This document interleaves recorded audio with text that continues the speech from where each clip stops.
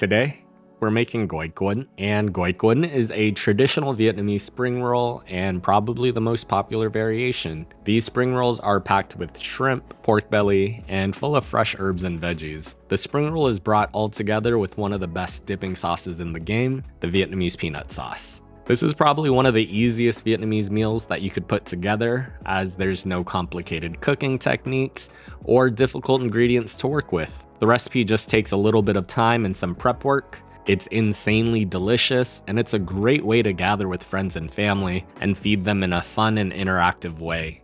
Alright y'all, remember to wash your hands? Then the first step is cooking all of our proteins. For our skin on pork belly, we're gonna cook this really simply. We'll just boil it in some salted water along with a couple of knobs of ginger to reduce the porky odor. We'll bring the water up to a boil and then simmer on low for about 30 to 45 minutes or until the pork reaches a safe internal temp of 155. Then I'm just gonna get the pork into some plastic wrap and into the fridge to cool down to make it easier to slice. While the pork is vibing out in the fridge, we'll move on to our shrimp. I have some large shrimp that I rinsed in cold water, and then we gotta de-poop them. And honestly, if I was making this for myself, I'd probably skip this step because extra protein, right? Since we are cooking for our friends and family though, we wanna make sure that everything is clean and presentable. The easiest way to de-poop shrimp is using a toothpick or skewer. We'll stab it in the abdominal segment right below the shrimp's dorsal crest and just lift that doo-doo out of there. Just look at how easy and satisfying that is. Once we've de-pooped all of our shrimp, we're going to boil them in some salted water for just a couple minutes until they turn color. We want to make sure that we don't overcook the shrimp because overcooked shrimp is rubbery, and rubbery is bad. Once our shrimp is cooked through, we'll just run that under some cold water to cool down, then we'll peel our shrimp.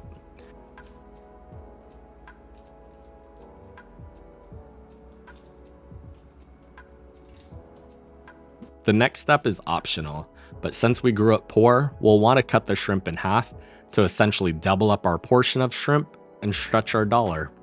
But if you're ballin', feel free to leave the shrimp whole.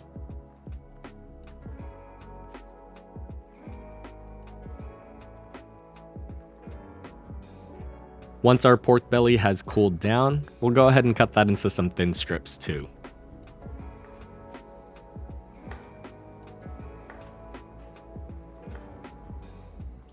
The second step is cooking our noodles and the crunchy Eggroll Wrapper.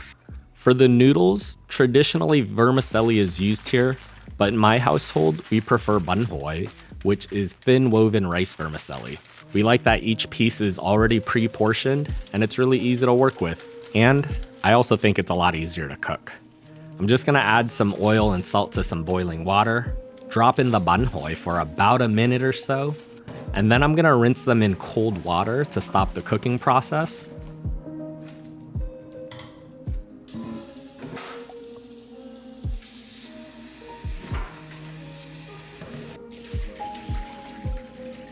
I'll add the bun hoi to a container or plate in a single layer.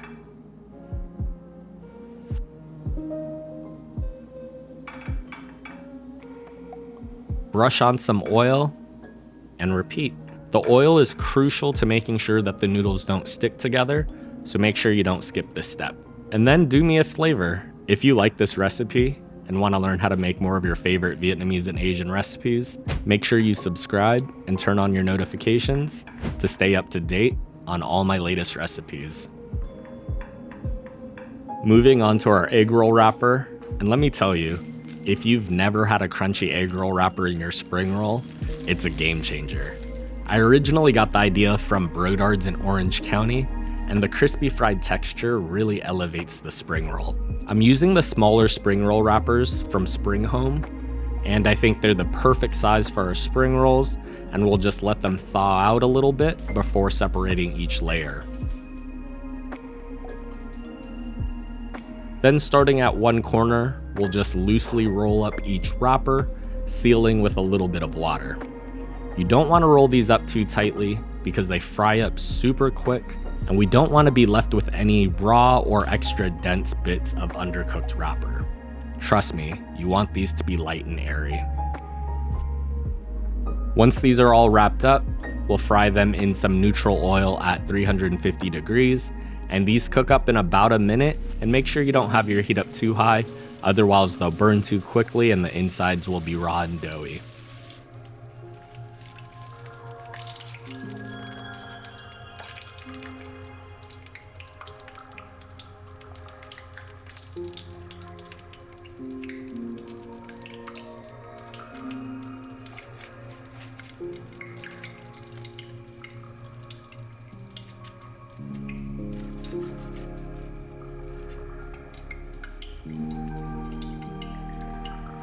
Moving on to the third step is prepping the rest of our fillings, which is all of our fresh herbs and veggies. We're keeping it pretty simple today, and we'll just slice up some English cucumbers into strips. And I actually typically use Persian cucumbers, but the ones at the market didn't look too fresh, so we're using English today.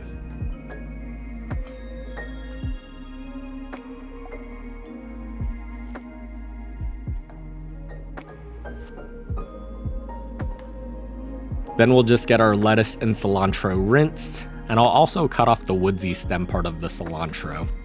Step 4 is making our peanut sauce, and this sauce is so good. It's creamy, nutty, sweet, and savory. It smells fantastic, and really, it's the perfect complement for this spring roll. To a sauce pot, we'll add in a couple tablespoons of oil, then we'll add in half a cup of hoisin sauce,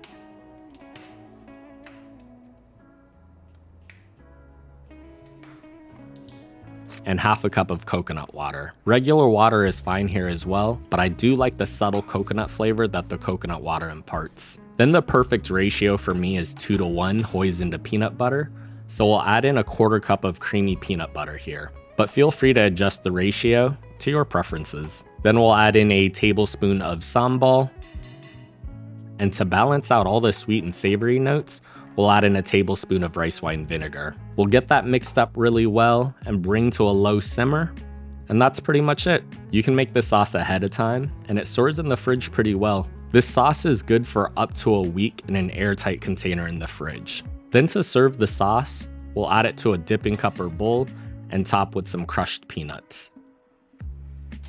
The last step is putting it all together and rolling our spring rolls. We have some rice paper, and I'm just gonna dip that quickly in some cold water. And cold water works better than hot or warm because it gives you more time to work with before it starts to fall apart. Plus, I think it gives you a chewier texture, which for me is preferred. We'll start adding our fillings while the rice paper is still a little firm, starting with our lettuce towards the end of our rice paper. We'll layer over our noodles along with cucumber and cilantro. Then a pro tip here is putting the shrimp towards the center and away from the noodles and veggies, because when we roll these up, we want the beautiful shrimp to be front and center. We'll add our sliced pork belly, and don't forget about the Eggroll Wrapper. Then we'll tightly roll while tucking in the sides, and that's it. We're left with a beautiful pork and shrimp spring roll.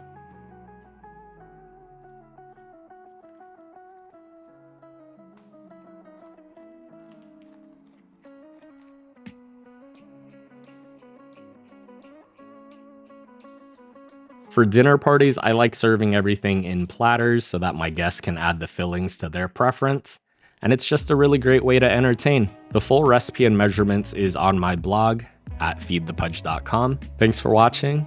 Hope you enjoy.